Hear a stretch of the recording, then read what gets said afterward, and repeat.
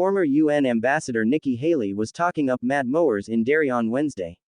But the hot topic among the Republicans gathered at Fody's Tavern was Governor Chris Sununu. In particular, his Gridiron Club dinner speech in which he called former President Donald Trump, F***ing crazy. What was he thinking? One GOP legislator at the event wondered aloud. Sununu's not making any friends like that, added another. Haley, who packed the venue Wednesday afternoon, gave Sununu the benefit of the doubt. I did the gridiron as well, Haley told NH Journal. It's about jokes. It's about being funny. No, I don't agree with it, Sununu's statement, but I know what Chris was trying to do. He was trying to be funny, and that's what you have to do at the gridiron. Haley's speech on Mowers' behalf laid out a likely template of topics for Republican candidates as the midterms approach: border security, government spending, crime, and, in an unusual twist for the GOP, education.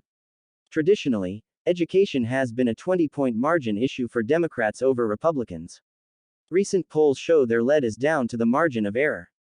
Parents are frustrated with how public schools handled COVID-19, particularly remote learning and masking policies.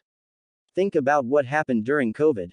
You closed schools. You made kids study from a computer, Haley said. Then the teachers had to go teach them. Do you think the teachers' unions are gonna tell those parents to hold that child back? No, but let me tell you what Kamala Harris is doing today. She's doing a press conference to talk about how we need more green schools. It's a crisis that no one is talking about, Haley said, and Matt Mowers knows our kids need to be in school.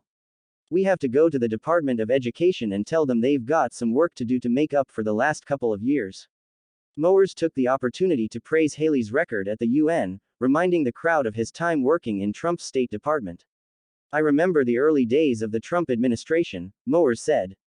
Remember what the world looked like: ISIS running rampant in the Middle East, Russia unchecked and rolling into Crimea, a rising China that was expanding economically and militarily. We had socialist dictators in our own hemisphere going unchallenged. That was the world we inherited. Well, what is happening now? The exact same thing, Mowers said. The Biden administration, with the complicity of Nancy Pelosi, Chris Pappas, and the Congress, have sleptwalked us into disaster. And while it wasn't the gridiron dinner, Mowers worked in a line or two of his own. I know a lot of you came out today hoping to meet our 9-month-old Jack. Unfortunately, 1 o'clock is when he takes his afternoon nap, Mowers said. I think it's the same in the Oval Office. Both Haley and Mowers hit Biden and the Democrats hard on inflation, energy costs, and gas prices. Haley said Biden killed the Keystone Pipeline but gave Russia everything they want by ending the Trump administration's hold on the Nord Stream pipeline. My first speech at the United Nations was in defense of Ukraine, hitting the Russians. There was no better friend America had than Ukraine, Haley said. All they want is to be free.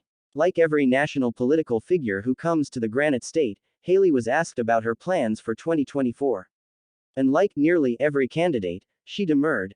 If we don't win in 22, there will be number 24, Haley said. But she noted she has plenty of time to make a decision.